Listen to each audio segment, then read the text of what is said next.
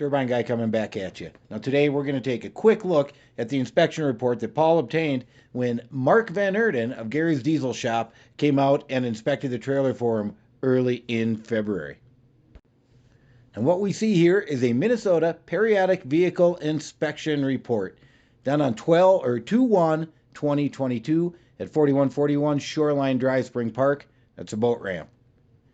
Now, owner, U.S. Boat and Recreation for a homemade trailer, made 1987, I think it says, and U.S. Boats at 4444 Shoreline Drive. Now, when we go down and look, we've got three categories. We've got pass, fail, and not applicable. And all we really care about looking at are the failures. So let's get going. Now, we see 1, 2, 3, 4 failures right in the brake system, and that's what Paul said he had an issue because everything froze, and he would bring that back up to par when it's time to move. Go down the page a little ways, and at the end, breakaway brakes, trailers, that failed as well. I don't think that's going to matter, though, for the thing getting towed. Everything else on that left column on the first page is all not applicable or passing.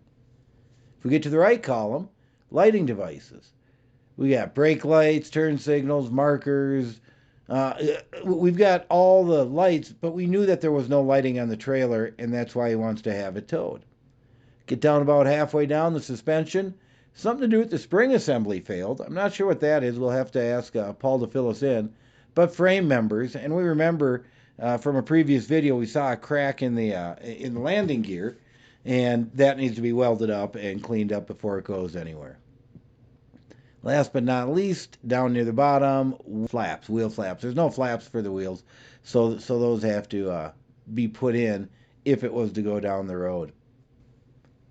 Now on to the second page, Periodic Vehicle Inspection Information Form. 2/1/22, 12:42 in the afternoon. Brake adjustment, brake type, and they give you the different brake types for the left and right, and that there's no stroke in it or inches because the brakes aren't working, and he's got to get them pumped back up. Tire information, they give you minimum tread sizes, PSI, and all that. Now, on the right side, you can see PSI 112, 111, 112, and then for the inside tires, 116, 0 and 0. Okay? On the outer, or on the left side, the other side, we kind of have the same issue. 0, the 106, 107, 106, 107, 105. So all the tires that came with measurements are over 100 pounds, which is good.